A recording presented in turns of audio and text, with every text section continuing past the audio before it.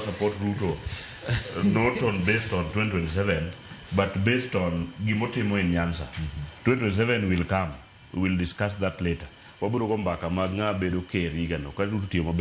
I have no problem with some way. But Gimata Moach and Manania.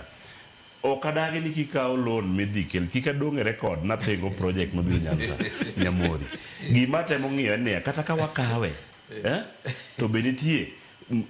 kako sekete kake de awinjo ke wacho maber ni kake de chule oseyudo ni ke idikel some projects moko ma nyalo tiyo to wachoko tax kanyo timo wachulego. Mar ariyo gima chako miyo winjo this time okadwa pengo mheshimiwa rais William Samoei Ruto mana kake wache sama tin mane Raila Amolo dikik wi wil gi baba in any way baba e mokelo kwe makoro kawuono nitie ilungo na Amolo Odinga en momiyo gigi koro timre to be an kaka ng'ama ja ODM mandani kabisa pod ok ang'eyo kama nowinjore ni nyaka support 2027 nowinjore man supporting Ruto on management mar this candidate no bar to me ma kela wacho ni Ruto is overdoing it now omiyo ahero Ruto gi chunya te to be nyaka wang'i bathe kocha ni mori koro kata ka wawuok kaka wuono kiko wach ni ane ng'ama wuok Nyanza mapingo yo mabiro Nyanza yor no ane ma support ni kichana makwame jam almost every week kabiro Nairobi. Be notice ni kapok nyo Ruto the China to mokwongo Chinese ambassador nyo wuok gi mbad gi ng'ane gi John Badi modhi olimo ng'ane odhi olimo former prime minister Raila Amolo Odinga office nikech nyo gi negotiate gik mabiro Nyanza gi momiyo gigi ok pingi gigi watera kenya wanyo kwase pingo wani ndio pas ma etwak matek mokes koro wakadwa pingo gima biro ndala to gima nyaka owinjre en wan wuone wan nyalo kawo gope inyalo paro ndalo Moi ne wuone kawo gope mag dhog chak and everybody supported that thing madhok no biro gi loan e Nyanza wa kucho bang'e lope wa mang'eny no pe after that regime mano was there man be ko wonre so kata ka poni wa support kaka support gik mabiro Nyanza in fact a support gini makata kinyalo ket port international airport moro kata mana Homa Bay. I am so proud but gima nyaka wawinjre en gima no siep na wacho ka ni the management mar loan me the county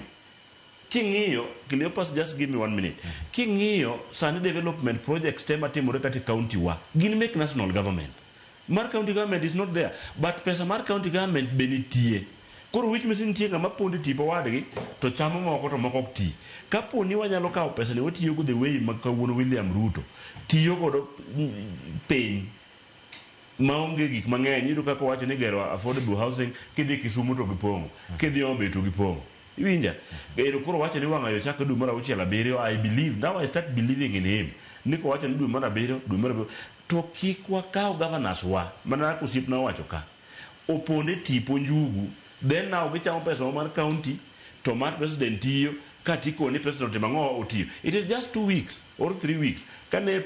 governor Wanyongo opengo Ruto sawa gin gi James Orengo kawuono ene mo support Ruto there is political behind this thing doni mondo wabed kata kwa dego siasa to waket siasa obed siasa ma waketo jo piny understand ke jo piny are confused kiwinjo gima Orengo wacho nyoro gi gima kawuono kero dhi manyo China gi gima koro biro Nyanza these are two different things to be kata king'iyo we kawuono wuogi James kane TV ka king'iyo kata mani gi biget mano pogi jo Siaya yudo mang'eny molojo mudo gin monego beni gi embrace gin magi okadwa luongo nyinga moyudo but jo Siaya de ong'i jo Siaya no mang'eny molo the other part of Nyanza to gine magi chak yudo ka their governor mabende is a manager of a county in fact Cleopas kaponi jo Kenya nyalo winjo ka wacho gi to nego beni kata chik ni waloki ni governor kik bed elected onego bed appointed mondo kapono timo makosa tiwile ikelo machiel we need a manager in our county levels governor stenege mebadhi onge maber kata di kata chiel to kwa nyalo nuanga manager ni county bedo managed by a professional person in that system of management to ko kwalo ti iriembe iketo ngama chielo will be much better kind of political position onego change gini because gin ka gise kawo make gi to get cover gi politics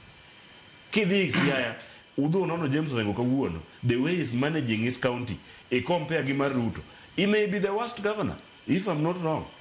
but is covering up or making a lot of loud noise mondo kick president mondo mare monendre to mar ng'ani kik nendre so man to poda condemn ni kata kadipo no speak the ODM language to the ODM people are in the government of William Samoei Ruto. That is the fact. Adier ni wane sirikal Ruto kata kapo ni onge gimwa sign kode ma serious to wane sirikal mar William Samoei Ruto. So we need to embrace peace. No, and again kik waket jowa bed gi gwinjruok mar winjo.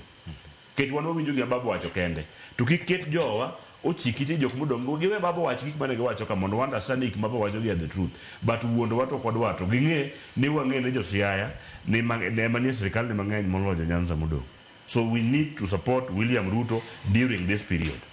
Erokamano. Abok, gimita medo